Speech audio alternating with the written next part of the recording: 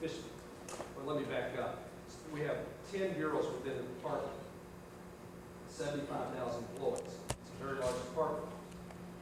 And so what we try to do is make sure that the bureaus that have different perspectives, we're working back with Agriculture Department, Assistant Secretary George Frampton, working with Deputy Assistant Secretary Bob Davison, Fish, Wildlife, and Parks, where our key and lead people on the farm bill. So we are working with the Forest Service and with the U.S. Department of Agriculture on the farm bill. Right now, for the Department of Ag, if I have this right, they're in the process of formulating their positions, developing issue papers, and I can't give you this, I don't know the specifics of those at this time. But I mean, there are a lot of things happening. You know, we're doing our best to say we want to see the Conservation Reserve Program persist. We'd like to see the Wetland Reserve Program persist. There's great work, great progress that's been occurred. It's unbelievable what these programs have done for wildlife in North America, particularly the Great Plains states. So, you know, these are really important programs that we're doing our best to support and will support in the coming weeks. Your state fish and wildlife agencies are very much involved in this whole issue right now. They see the benefit of these programs to wildlife populations in their states. So, well, I can't answer specifics and just tell you there's a lot of effort going on and a lot of great people that are working on it. Other questions or comments? Yes. Cindy. Yeah, I just heard of agreements that the Partners for Wildlife programs will zero out of your budget. Can you comment on that? Yeah, I can. I'm not happy with it. That's the first thing I'll say. I think it's,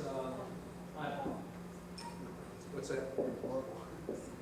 Yeah, it's a bad idea, and I think that our state fish and wildlife agencies and other agencies and individuals that I think the outcry is coming to such a loud pitch that I think it's going to be difficult for that to occur.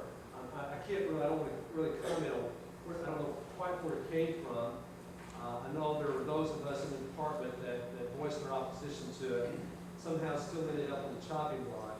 Personally, I hope that there's a cut that occurs somewhere else, because from my perspective, it's been the best program for delivering, for working with private landowners on native species issues and ecosystem conservation issues.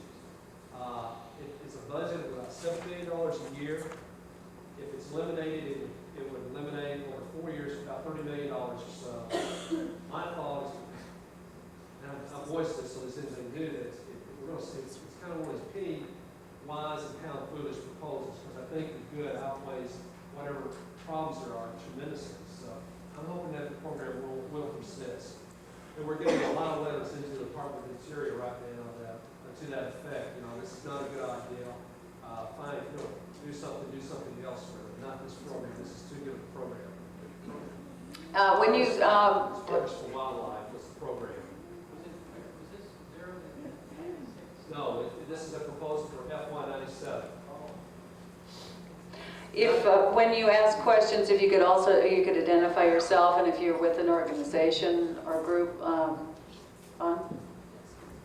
name is Bonnie Rasmus. I'm here with Mississippi Animal, which is a fledgling attempt to gather the artists and different cultural elements into a network the length of the Mississippi rivers to exhibit together under that title. And I just wondered if you had some thoughts about the culture. You mentioned culture and almost got around to the arts as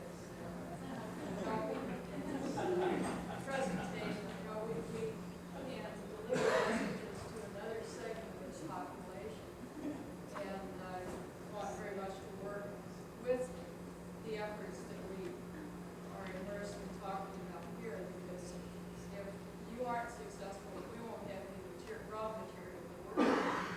So could you give us your thoughts? Well, I just forgot.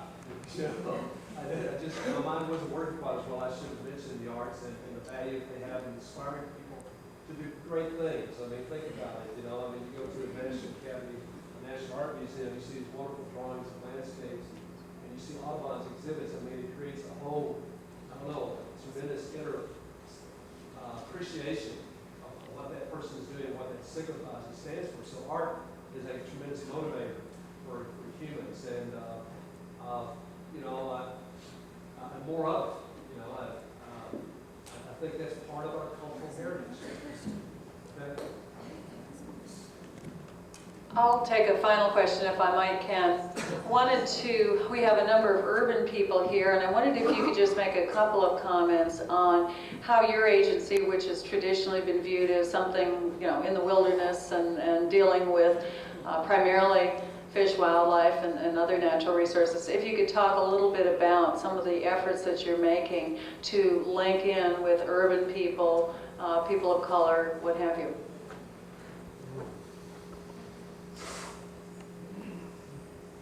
We're probably not doing it nearly enough. Okay, I'll say that. Yeah. Let me try to get up here. Yeah, I don't think we're doing nearly enough. One of the great opportunities that we have, and one we have not taken nearly the advantage of yet, is working with inner city youth. We have a couple of proposals that I've been working on in the department, let me just talk about a couple of things that are occurring. First week of June, we have National Fishing Week. And all over the country, we're employees of the Department of Interior, Fish and Wildlife Service, sport tackle, fishing industry are coming together all over the country and trying to get kids out in the outdoors to go fishing.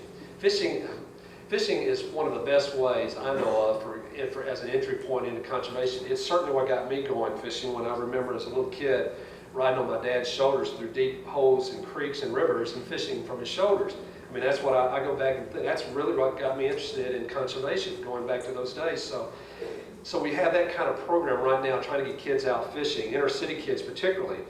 We have some programs where we're working with Disney and with Coleman Company and working with inner city youth to take them camping, and the department is a player in that. So there are a few things like that we're doing. We need to expand that. We need to develop more environmental education programs that can reach out to inner city kids so that they see a whole world beyond, say, downtown Memphis, that they see, they see areas in the Ozarks and the Ouachita's, that they have a chance to canoe along the course of the Mississippi River and have a chance to see bears and wildlife and get a better, broader perspective out there. So we're not doing nearly enough, but it's something, though, that we are trying to address and trying to put resources to. When I was with the Fish and Wildlife Service, they had several things that they're giving a lot of thought to how we can do better and get more kids and people involved that are in urban environments. But still, we have a long ways to go. Thanks. Question. My name is Walter Ray, Baton Rouge, Northern Environmental Association. And you say you was down in Louisiana, what part of Louisiana was you in? And are you aware of Devil Swamp and the condition that it is now in? Sir, I'm not aware of Devil Swamp per se. As far as where I was, it's south of Lake Charles, about 60 miles down on a place called Little Pecan Island, just below the Intercoastal Waterway. It's kind of hard for me to get a picture to tell you exactly, but it's about 50, 60 miles south of Lake Charles, down in the coastal wetlands area for us, but I'm not familiar with Devil Swamp. Perhaps you, Florence, perhaps you and your group can talk with Ken for a couple of minutes about some of the issues you all are having to deal with your neighborhood. That ends our luncheon portion. Joe? One more question. I'm going to make a comment about something that happened just not quite a year ago. They had a meeting in La Crosse, Wisconsin, with the President's Council and Secretary of Interior Bobbitt was there. And at that meeting, I asked them, when they were going to stop with the Little Red Skin Syndrome, the Mississippi River, and start to recognize it as a national monument. When is the bill going to come up from Congress or someplace or something to recognize this river as a national monument? You began to talk earlier, you recognized it with the other rivers of the world. And it's time that I think this country start to recognize it as a national monument. As I've traveled around the world in different countries and stuff, people always ask, the first question they ask about the Mississippi River. And they're really amazed that I live on that river. So it's something I think that needs to be done.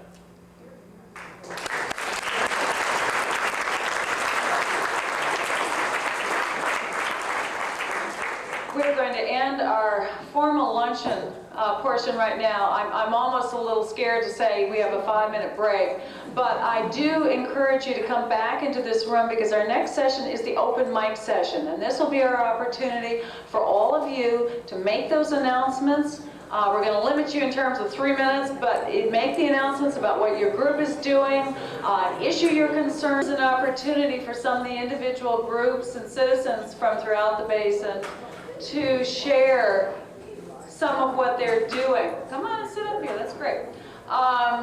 Share some of what they're doing, making an announcement if you have an upcoming meeting. And we'd like to hear what some of you are doing.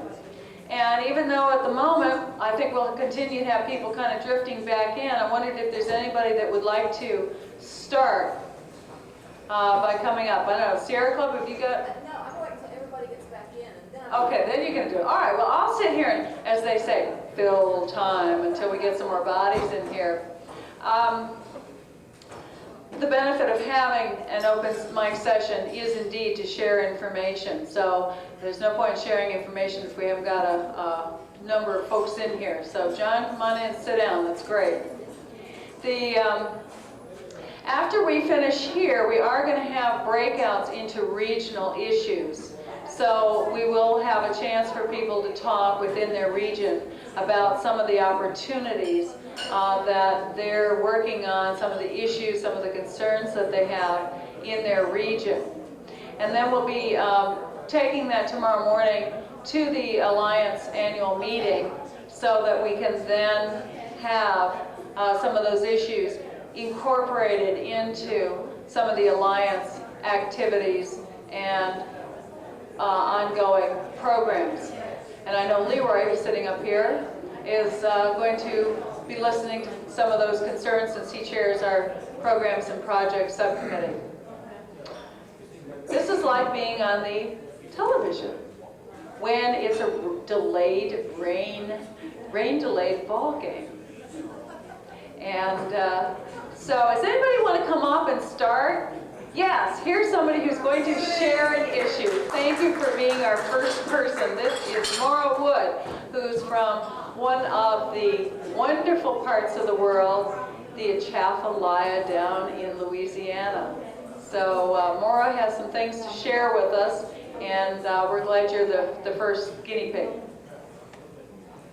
Well, Susie got you all worked up, I can tell, about the Atchafalaya, but I'm really only here to deliver a message for Daryl Malik Wiley. I'm going to pass around a sign-up sheet for those of you that have email addresses. Daryl and John Chellen will be setting up a mailing list that any person who will email a message into them, a message that you would like to get out, they will then forward that message to everybody that signs up on this list. So this could be another great way of spreading information around. As we build our email address, I know that within the Sierra Club, we've been suddenly finding it to be just a wonderful communication tool. So I'll just pass this around. If you have email, please put your address down. If you don't, they can get you an address through RTKNet, and you need to see John Chellen.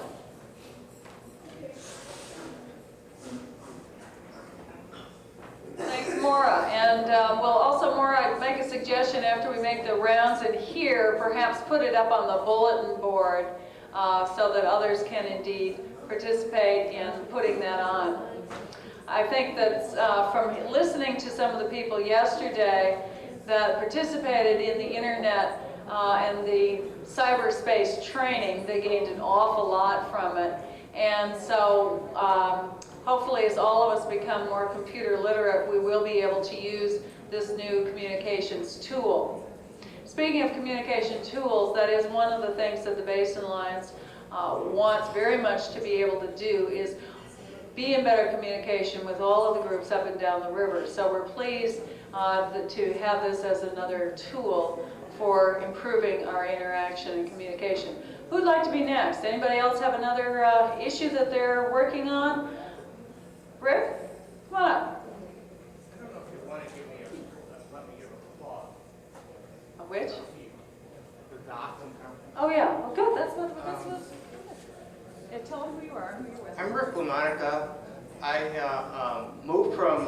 Canal, actually 70 miles south of Love Canal, when I went to college, and moved 10 miles from Times Beach. Yeah, so, Tell them about Times Beach now. okay, Times Beach, Love Canal, I think people may have heard of, and heard of Lois Gibbs, who created or founded Citizen Clearinghouse for Hazardous Waste. Love Canal, about the same time in the 70s, that the people were getting sick there and complaining with the chemical dump that had been used to fill up Love Canal. We had a chemical company in Missouri that had a vat where they had been making Agent Orange and hexachlorophene. Discovered they had this waste chemical sludge in the vat and found some decrepit little waste hauler that went around the state, spraying the state with sludge from this vat and used waste oil. One of the places he sprayed, there's a lot of places around St. Louis area, eastern Missouri, little town called Times Beach, and a lot of towns were using it to cut down dust on roads. When the people complained in that area that their kids were getting sick and problems were happening, nobody paid attention to them. When he sprayed enough on a horse stable that it was killing the horses in the stable, then it got in the news. They decided, with a little deal with Reagan and our then governor, which I'm not sure which one, but one of them, our two current senators were the criminals involved with this, if you've ever heard of Bond and Ashcroft. Moving them upstairs, the Peter principle doesn't work, as we have learned. They worked out a consent decree. They decided it was easier to buy out the town, eminent domain it, than really clean it up. So for 20 years, we've been sitting on about 30 Superfund sites or toxic sites that have all been contaminated with dioxin waste. And what they're doing is playing off one community off the other. And I'm sure the people in Cancer Alley know this game. Telling them that unless they build an incinerator at Times Beach, there's no way to clean up their contamination in their community. Tell them what's happening now.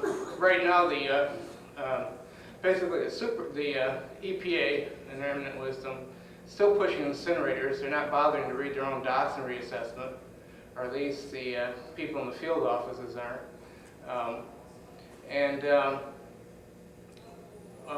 We have finally gotten this state permits to start the incinerator construction. The consent decree that was worked out as a secret deal between a company that was stupid enough to buy the company that had the waste originally, and the EPA said they could build an incinerator, clean up this dirt, try to burn the dirt, and that was going to clean up dioxin. In the process, we know what they're going to do is disperse a lot of it around the air, whichever way the wind happens to be blowing, and create a permanent toxic landfill that has all the ash from the incinerator that's probably going to be at least equal in volume to the volume of dirt that they're going to burn. We haven't had any success in convincing them that there are alternatives that they could study. The EPA apparently doesn't believe that there's any alternatives. You either sit on it and ignore it, or you burn something. So that's what we are. But what I wanted to talk about is a year ago, Gateway Green Alliance, which is a very small group, but has some really active people there, held a national dioxin conference, Second Citizen Dioxin Conference. We had speakers from throughout the world, many scientists from this country and Europe, some activist people. We had a 3-day workshop on dioxin and some of the problems, the latest scientific findings. And basically what we're looking at is cancer is not really the problem. At levels 1,000-fold less, these things are hormone mimics, and part of the problem I think is largely due to their effect on hormone mimics. They screw up fetal development, reproductive development, destroy your immune system or weaken the immune system. So a lot of the effects that they have been showing with wildlife, decrease in fertility, is really doing the effect that we now have in our body tissues levels of these synthetic chemicals that are hormone mimics at the same levels that we have the hormones. Tell about the conference, so we can, or workshop, whatever your announcement is. As a follow-up from the conference, Don Fitz, who was the guy that organized the conference, spent a year trying to get copies of some of the speeches. We had keynote speech from Barry Commoner and Admiral Zumwalt. Admiral Zumwalt, you may know Agent Orange and the problems with Vietnam veterans. And they finally got enough of these reports and speeches, and we're in the process of printing up a paperback book that summarizes the conference. There's been a little poster that looks like this. It's on one of the columns out there by the silent auction table. And if anybody wants some information or wants to pre-order one, I will make sure that they get them. They're going to be basically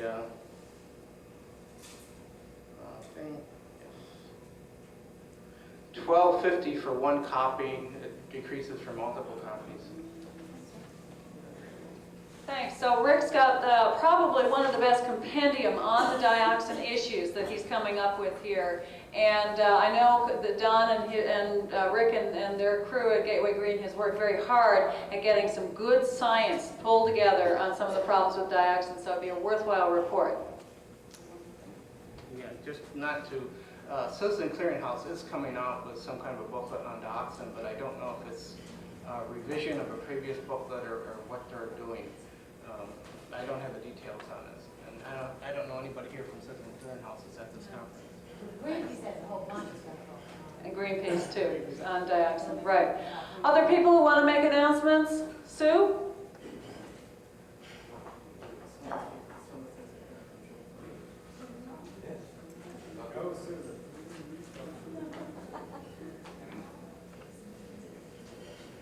I've been asked to make a Sierra Club announcement. Now, is that better? You'll see the blue sheets on the Sierra Club table that says Clean Water Mississippi Great Lakes Week. We're planning Big River Week, which would be Mississippi, from June the 9th to June 14th in Washington, D.C. We will be having ecoregion task forces from Great Lakes and Mississippi meeting, along with MRCC meetings and clean water activist meetings. There'll be education, lobbying efforts on the Hill on Monday, Tuesday, and Wednesday. We'll have several different speakers concerning Mississippi and the Great Lakes and wetlands, farm bill, all the issues that we've been discussing this weekend. We'll also be going through that and even more on Big River Week, June the 9th to June the 14th. And if you want any further information, you can see Hank Grady over there, or Bill Redding. He disappeared. Bill's kind of big. Or you can see me. And it's going to be $50 for the weekend. And if you would like to go, please pick up one of these sheets for the information. Thanks, Susan. I would share that Sierra Clubans have been concerned about this trip going to D.C. and things are so grim there that is it worthwhile? And that's a problem. So if the trip's on, that's great. Even though we sometimes think we're banging our heads against a wall, talking to some of the people that could care less about some of our issues and concerns, let's do it. Let's go and be heard anyway. Is it Scott? Yes. Scott from Greenpeace in Atlanta, right? Okay. I missed Rick's presentation. I guess you just talked about dioxin somewhat. When I talk about dioxin, I'm very careful to talk about chlorine. There is no dioxin without chlorine. It's that association that has the industry running very scared right now. They did their own poll and they asked people what they thought about chlorine and should chlorine be phased out? And most people said no. Why? They said, well, chlorine is responsible for the dioxin crisis. Do you believe that it should be phased out? And most people said yes. So it's making that link between dioxin and chlorine that's real important. And since I don't know what Rick covered, I do want to just sort of put the chlorine campaign in context, just real briefly. It is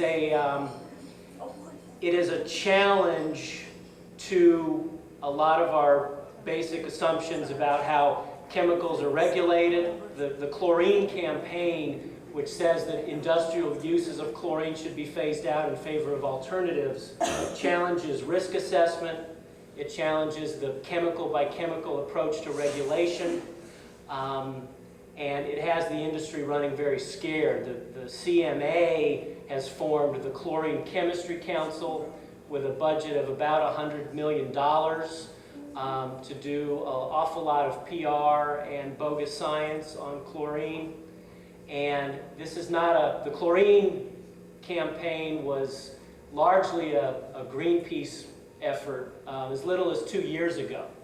Since the dioxin reassessment, it no longer is, and it's gaining a lot of steam, and it is serious enough that it has a lot of the major unions involved in negotiations talking about what a transition plan out of chlorine chemistry would look like. And so the campaign is just gaining more and more momentum all the time. The dioxin issue and reassessment is the main driving wheel of that.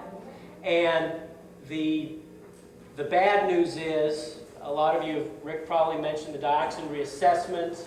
A lot of you are familiar with that. The grassroots voice is getting very much lost in that whole process right now. It's very much become a DC-focused forum with the industry very well represented and grassroots groups and citizens being represented hardly at all. The first meeting of the Science Advisory Board is happening on May 15th. That is the independent peer review of the EPA's reassessment, which is just in draft form now. They put an announcement in the Federal Register. Did you mention this part? Okay. If you happen to miss the deadline to register with the Science Advisory Board to present, and the whole focus was public comment. They've said tough luck. Barry Commoner, they wouldn't even let Dr. Barry Commoner come and present because he had missed the deadline. So the situation is there's 13 industry groups and or trade associations represented to speak, and one environmental group. That's Greenpeace. So a lot of imbalance. The next meeting of the policy forum, what they used to call the stakeholders group, is now the policy forum on June 9th. We believe that if enough people were to call into the facilitation firm that is doing that meeting, that they might make speakerphones available and possibly an 800 number for people. And the contact there, if you're interested, with the group called Resolve, is Suzanne Ornstein at 202-965-6204. And so that would be one way to begin to get more citizens' voices heard. And I do have materials with me on dioxin and the chlorine campaign, and I'll put in a last word for the Time Magazine campaign.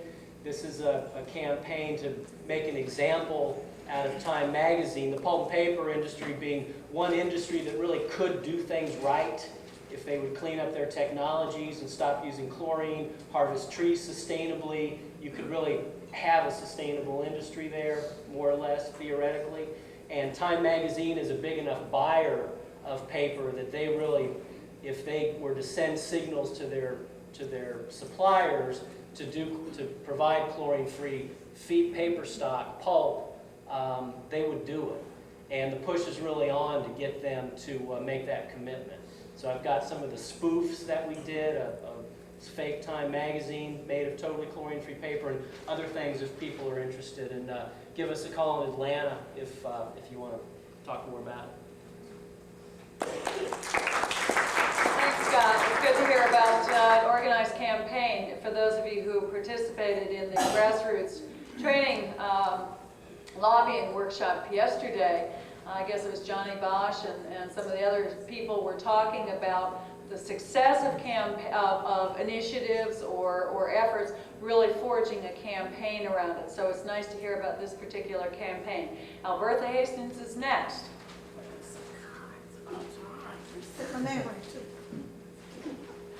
Good evening. My name is Albertha Hastings. I'm from the state of Louisiana. The purpose of I'm here was to ask the question of why I'm here.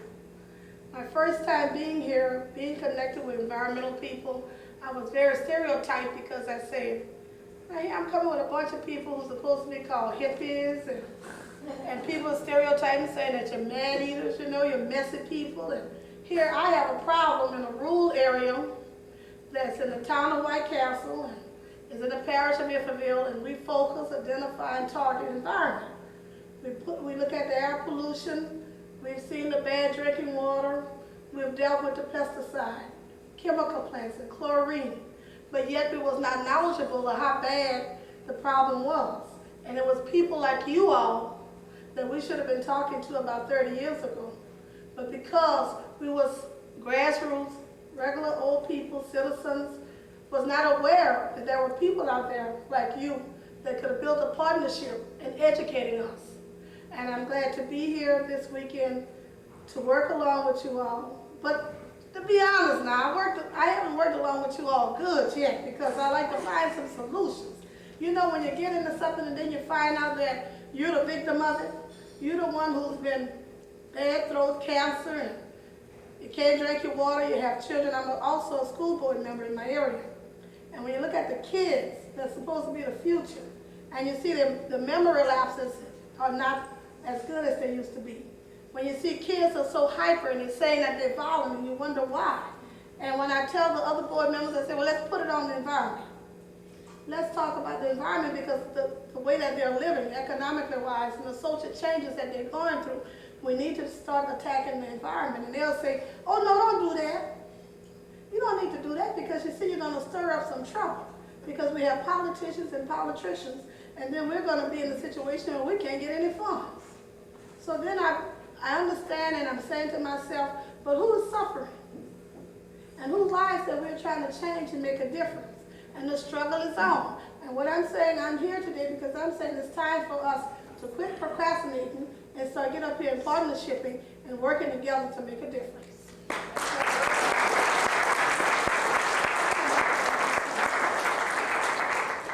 You're right. That's what it's all about. And I'm going to wave my 2 cents on this particular issue because all of us are in this room, no matter whether we're rural or urban, or a person of color or not.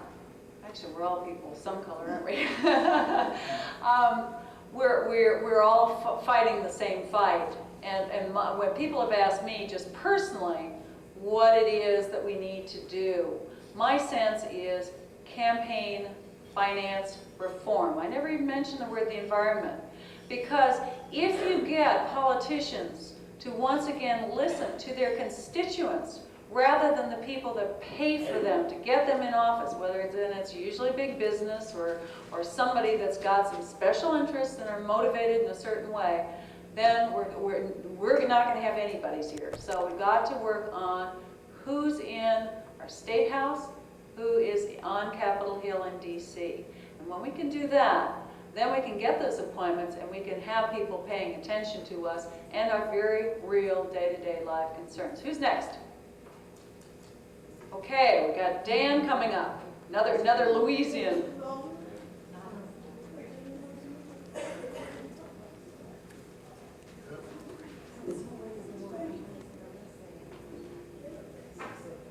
Hi, my name is Dan Nicolai. I'm from Baton Rouge, Louisiana. I work for a group called the Louisiana Labor Neighbor Project, which is an affiliate and was set up by the Oil, Chemical, and Atomic Workers Union. So I also do a lot of speaking as a representative of that union. And I just wanted to take a couple of minutes to encourage folks here to, I know that a lot of you have reached out to labor and worked with unions. and just share with you some of the thoughts that I've had in the last couple of days about unions as it relates to some of the things that you've been discussing here. And I also asked Ms. Haston to explain the difference to you between politics and politricks. She did that to me on the ride up. I noticed it said politicians, and I don't know if everybody really got that. Yeah, there's Politics, we negotiate and it educates you. Politics, they manipulate you and undermine you. That's a good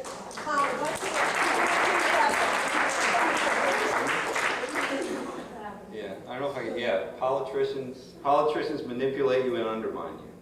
And politicians represent you. Is that a fair representation? The OCAW Secretary Treasurer nationally, his name is Ernie Roussel, likes to say that in the United States we have the best politicians that money can buy, but our problem is none of us can afford any of them. No, that's right. And that's our problem.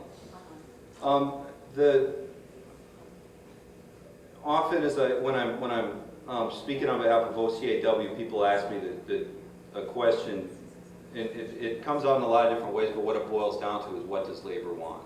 What does labor want from us? What does labor want in this situation? What's labor's opinion about such and such? And as you all know, I know that's a question that has many different nuances, and sometimes the answer to the question can seem like it contradicts itself in different situations. One of the things that was confusing to me when I started to work with the union is that I didn't realize that a lot of unions really can't stand each other. I mean, a lot of unions are fighting over different jurisdictions and different issues on their own ground, so it's difficult to view labor as one solid entity, because unions, there's so many different unions and they operate so differently. But I just had a few thoughts about some things that unions might have in common with some of the concerns that people have talked about the last couple of days. Unions are concerned about health and safety for their members. There was a workshop I was in this morning when somebody from Environmental Working Group, I can't remember his name. Brian, yeah, thanks. Suggested that the question about cutting back environmental regulations should be posed to people as, would you favor cutting back environmental regulations if it means there's going to be more chemicals in the drinking water in Des Moines, or more harmful chemicals? And that if the question is posed that way, people are more likely to oppose it. And I appreciated that a lot. I think workers, Daryl said this morning, part of the American dream is having your own home, and definitely another part of that is having a secure job. And so workers' first instinct is going to be to protect that. But there's a cliche which holds true that if you don't have your health, you don't have anything. If these issues are posed to unions and to working people in the light that, would you prefer regulations that would make these companies more profitable and make it easier for them to operate if it means that some percentage of this workforce is going to get cancer? That's a whole different question, and that's a question that unions can appreciate. I mean, and that's a question that labor unions, especially unions that work in chemical production, are well familiar with. The OCAW, one of our members just last month at a union meeting, we found out that he was moving up here because he has leukemia. He's coming up here to live with his family. And he's about 40 years old, actually. He worked in BASF Chemicals for about 15 years. And that's something that has a lot of urgency for OCAW members when they see somebody that works with them get into that situation. It was difficult. I don't expect that I'll see him again. He moved up here because basically can't work anymore and can't take care of himself. Unions are interested in getting new jobs and getting new contracts. And there's a number of organizations, including Citizens for a Better Environment. The California Pipe Trades has worked closely with environmental groups. A lot of the trade unions have worked very closely with environmental groups, looking at process safety and other regulations that affect the environment, but also make it more expensive for companies to operate. And unions can make the case that a union workforce is going to be more environmentally sound. And that's a place where environmental groups and unions can work together. The last thing I wanted to say is that unions are also interested in sustaining their jobs. Scott Braun brought up the chlorine campaign, which is something that the OCAW and other unions are vitally concerned with because fortunately or unfortunately, chlorine production jobs in states like Louisiana pay really well. They're good jobs. Maybe not in terms of health, but in terms of pay and benefits. So unions are in the chlorine industry and a lot of other polluting industries are really embody a lot of different contradictions about health and safety versus a good job and good pay. It's like that old, what they say about a guy that has 2 watches, right?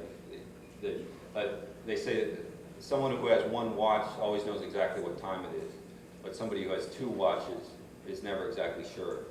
And I feel like a lot of the OCAW members, especially that work in the chlorine industry, in a sense have 2 watches, and one is their health and safety, and their families and their communities' health and safety, and the other is their jobs. Just to share with you one statistic, the U.S. Department of Labor just did a study about retraining programs for workers who were laid off from industrial jobs. It was a study of people that were laid off over 5 years, and one of the things they found was that 80% of the workers that were laid off got jobs, either didn't get jobs again or got jobs that paid substantially less than the jobs that they had before. And the average age of the person they studied that was laid off was 40, and the average person they studied was male. So, not to stereotype, but that person in many instances was a head of a household. So it's a serious question. I mean, if someone's going to be thrown out of work because of an environmental decision that society makes, it's a very serious question. And what we're asking environmental groups to do, and many groups have done this, is to seriously look at concepts such as the Superfund for Workers, which call for protection of income and benefits if there's a decision that's made to phase out production of a chemical. I just second that. Are you asking me a question? Okay, I just want to say one more thing. The only other thing that I think is maybe at this dark time, sort of in the what's going on in Washington D.C., is that unions are also, like everybody here, are interested in power. This has been an interesting meeting. This is the first environmental meeting I've been to since the election in November with a lot of environmental groups. And I feel like it's interesting because it reminds me of a lot of union meetings I've been to when talk turns to politics, because people have been told for quite some time that have been politically active in unions what Johnny Bosch said yesterday about people in environmental groups are being told lately in Washington, that you don't matter, basically. You can't turn out your people, and you can't contribute money, and you just don't matter. And I think that's a commonality that you all have with some union people that creates an opportunity that people should take advantage of.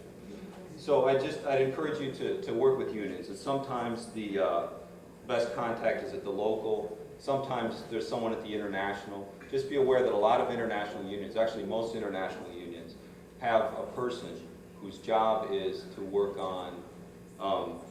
with community groups, to explore different ways that the union might be active in the environmental arena. And a lot of unions are trying to move in that direction, and a lot of them have money to do it. So I'd encourage you to do that. Thanks a lot. Very good. We have one question for Dan, and then we'll have time for one more set of comments or what have you. Larry wanted to make a question for Dan here. It's nice to meet you. You're the second person from the Oil, Chemical, and Atomic Workers Union that I've met at an environmental conference. The last one was at Second International Conference on Dioxin Issues in St. Louis in July.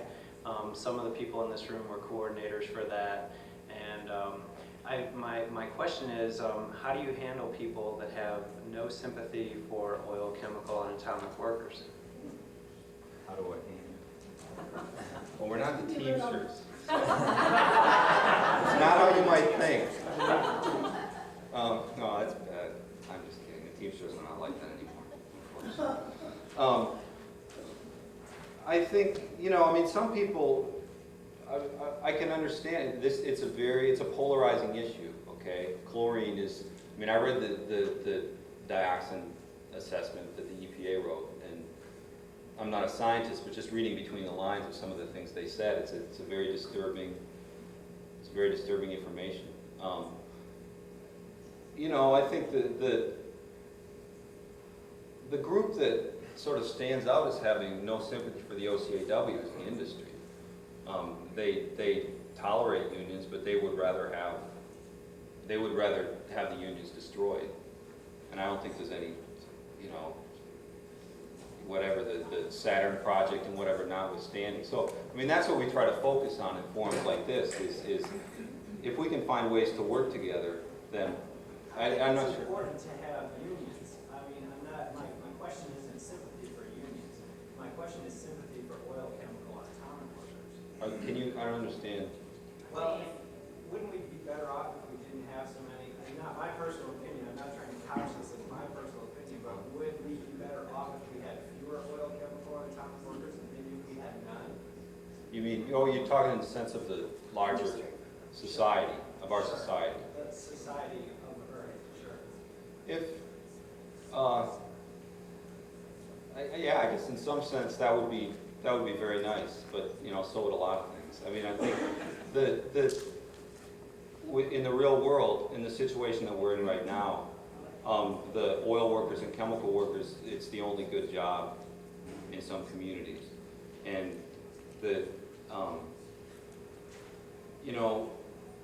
a lot of the people that work in the chemical industry probably would rather not be working there, with a lot of the things that are coming out now about what those jobs are doing to their health and how dangerous they are. And this is one of the things about our project, is that the reason that it keeps going is that some of these workers have started to figure out that the companies are not telling us what effect the jobs have on our health. And the effects that they have on people's safety and the accidents that happen and the industry practices that cause those accidents to happen. So, I guess in some, in a fantasy world, it would be nice if everything was solar and, I'm not trying to be a smartass, but I think Well, in the fantasy world, they can trace molecules. Larry, I'm sorry, if we're gonna have time for a couple more quick announcements, maybe you guys could continue this conversation outside. I think you both got good points. The job's important, and the way that people are able to support themselves is important, as well as their basic health. So it's a catch-22 situation, and I hope you guys can continue the conversation, but we want to make time for a couple more announcements here. Okay, can I say one more thing? If y'all have an interest in working with unions, we don't know everybody at every international, but just through the course of our work, we've talked with a lot of these environmental specialists that a lot of unions have now. So if you're coming across unions in the course of your work or something like that, please talk to myself or Juan Paris or Donna Carrier is here, who's on our board, and we can maybe try to hook you up with someone that might help. Can I make a quick comment? I don't need the podium, just to kind of answer this nice fella here.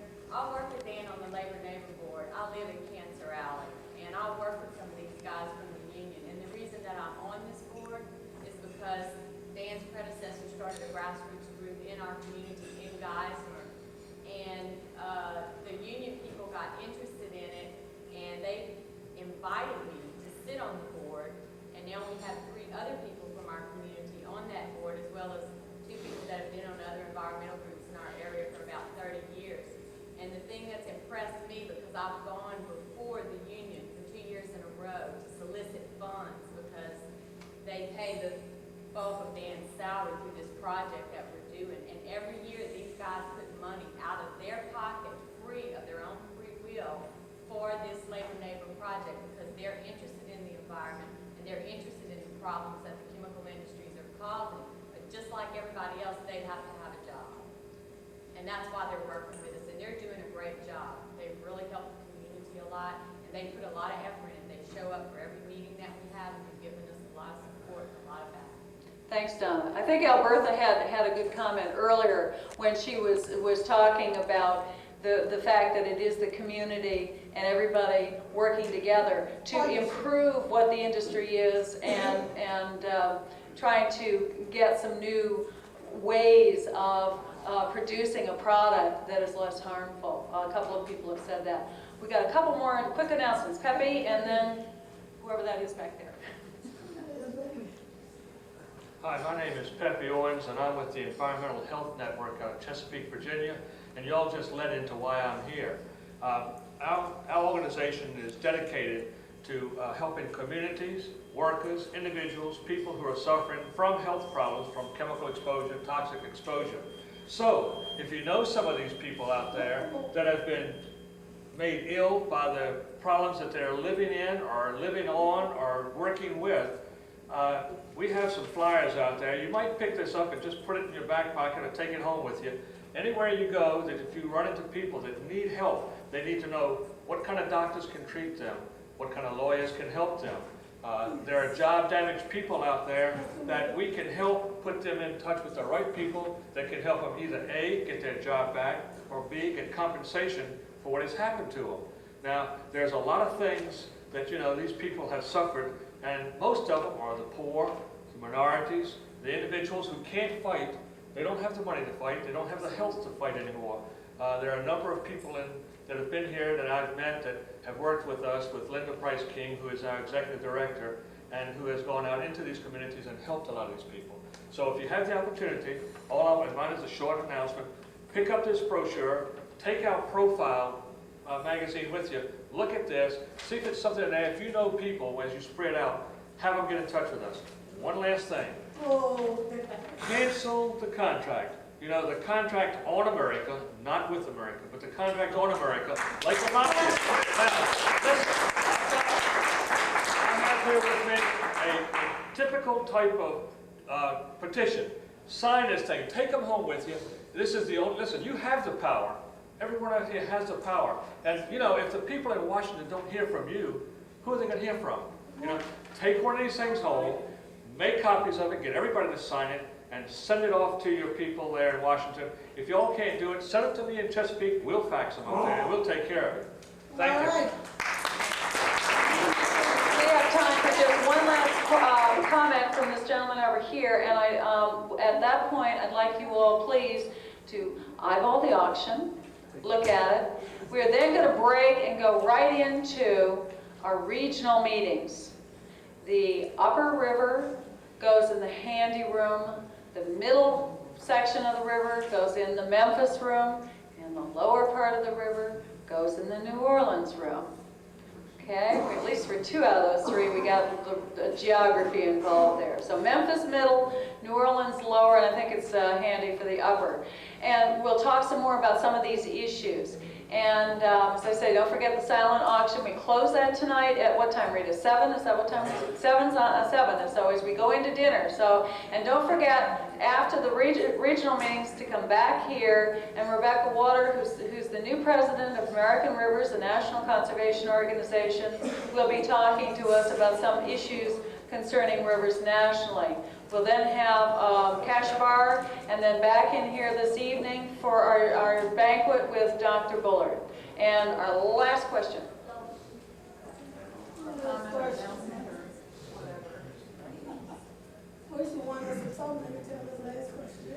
Thank you. My name is David Smith. I serve on the board of directors for the Tennessee Conservation League, which is an affiliate of the National Wildlife Federation.